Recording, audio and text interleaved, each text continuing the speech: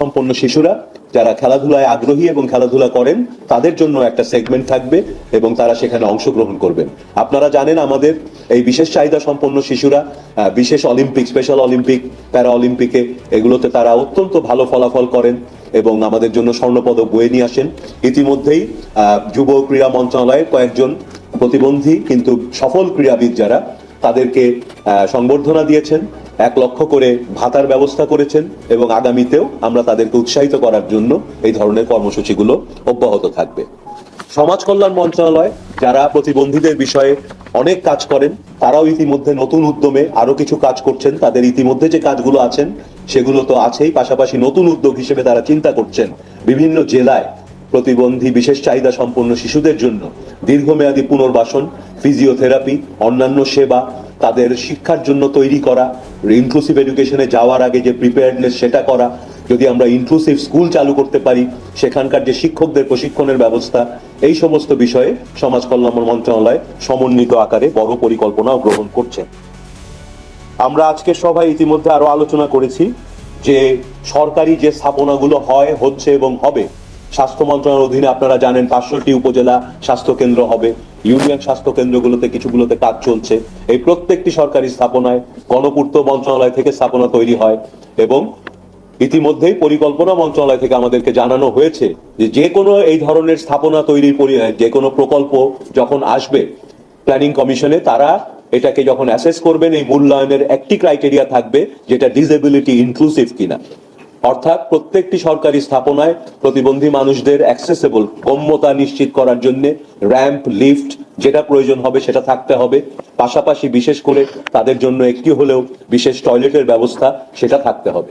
একইভাবে শিক্ষা মন্ত্রণালয়েও আমরা জানিয়েছি যে তাদের স্কুলগুলোতে র্যাম্পের ব্যবস্থা, পাশাপাশি প্রতিবন্ধীদের জন্য অন্তত একটি করে টয়লেটের ব্যবস্থা থাকতে হবে। সামনে দেশে আমরা ইলেকট্রিক ভেহিকল, ইভি, যেগুলো বিদ্যুৎ চালিত গাড়ির উৎসাহিত করছে আমাদের সরকার। ওভারঅল আমরা রিনিউয়েবল এনার্জির দিকে যাচ্ছি, সেটারই অংশ হিসেবে সামনেই আপনারা দেখবেন বেশ কিছু ইভি বাস চালু হবে হয়তো ঢাকা এবং বড় শহরগুলোতে। আমরা সাজেস্ট করছি, রিকমেন্ড করছি যে এই ইভি বাসগুলোর ভেতরে যেন সেই ব্যবস্থা রাখা হয় যাতে সেগুলোতে হুইল চেয়ার ব্যবহারকারীরাও উঠতে পারেন। আপনারা দেখবেন দেশে বিদেশে বিভিন্ন জায়গায় এই ধরনের ব্যবস্থা আছে, এই বাসগুলো হুইল চেয়ারকে সহজেই নিতে পারে।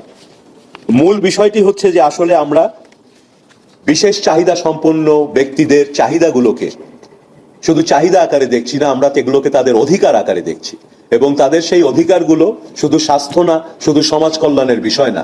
বাংলাদেশের প্রতিটি নাগরিক, প্রতিটি পলিসি, প্রতিটি মন্ত্রণালয় অন্য সকল নাগরিকের সেবা নিশ্চিত করার পাশাপাশি প্রতিটি প্রতিবন্ধী নাগরিকের সেবা নিশ্চিত হওয়ার জন্য কাজ করবে। সেই আঙ্গিকে আমরা নতুনভাবে তাদেরকে সমাজে ইনক্লুড করে একটা ইনক্লুসিভ সোসাইটি গড়ার চেষ্টা করছি। এটাই ছিল আমাদের আজকের সবার মূল বিষয়গুলো। আমি আমার এখন অনুরোধ করব আমাদের এই কমিটিরও সহসভাপতি মাননীয় সমাজ কল্যাণ প্রতিমন্ত্রী, তিনি যদি আরেকটু বিস্তারিত আমাদের সমাজ কল্যাণ মন্ত্রণালয় থেকে যে উদ্যোগগুলো নেওয়া হচ্ছে ওটা একটু বিস্তারিত বলেন। ধন্যবাদ আপনাদের সবাইকে।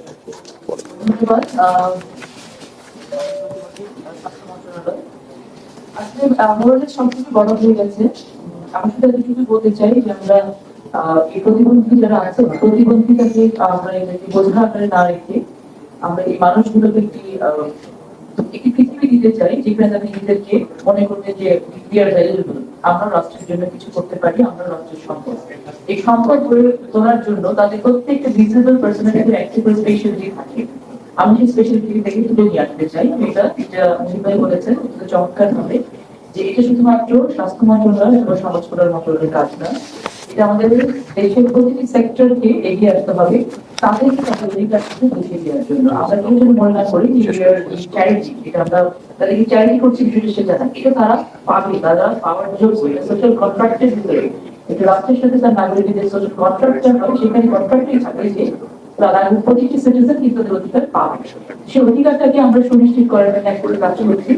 ইতিমধ্যে আপনারা জেনেছেন যে সমাজ কল্যাণ মন্ত্রণালয় কিছু নিয়ে কাজ করে। আমরা আরো এখন যেটা চেষ্টা করছি যে যতগুলো ফ্যাসিলিটিস প্রতিবন্ধীরা পেতে অধিকার রাখে সবগুলোকে একটি ওয়ান স্টপ সার্ভিসের মধ্যে নিয়ে আসতে। আমরা ইনিশিয়ালি স্বাস্থ্য মন্ত্রণালয়ের অধীনে তো আমরা উপজেলা ভিত্তিক 20টা হোক 25টা হোক 30টা হোক আমরা উপজেলা বা জেলা ভিত্তিক তাদেরকে স্বাস্থ্য সেবা নিশ্চিত করার কাজ শুরু করবো। সাথে সাথে সমাজ কল্যাণ মন্ত্রণালয়ের মাধ্যমে কমপক্ষে 10টি জায়গাতে আমরা জেলা হোক বা উপজেলা হোক পাইলট প্রজেক্ট হিসেবে আমরা চেষ্টা করছি যে এই প্রতিটি সুবিধা শিক্ষা, স্বাস্থ্য বলতে আমি কিছু স্বাস্থ্যকে বোঝাচ্ছি, ফিজিক্যাল এবং মেন্টাল হেলথ নিয়ে কাজ করা, তাদেরকে ট্রেনিং প্রাপ্ত করা, যাদের যে ধরনের কেপাবিলিটি আছে ট্রেনিং এর মাধ্যমে তাদের সেটাকে আরো অনেক প্রয়োগ করে এবং তাদেরকে এই কর্মক্ষমতাটাকে তুলে নিয়ে আসার সাথে সাথে তারা যে প্রোডাক্টগুলো তৈরি করে সেটাকে এই প্রোডাক্টের মার্কেটিং করার ব্যবস্থা।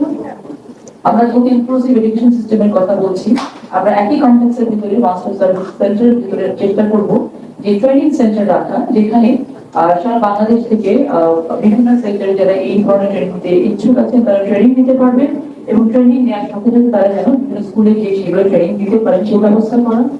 আমাদের এখানে প্রতিবন্ধীদের জন্য লিগেল এইড আলাদা একটি কার্যক্রম চালু করা, যেহেতু অনেক সময় প্রাইভেট স্কুল থেকে শুরু করে বিভিন্ন ডিস্ট্রিক্টে প্রতিবন্ধীরা লিগেল এইডটা পেতে অনেকটা পিছিয়ে থাকে, তাদেরকে সেই জায়গাটাও নিশ্চিত করা।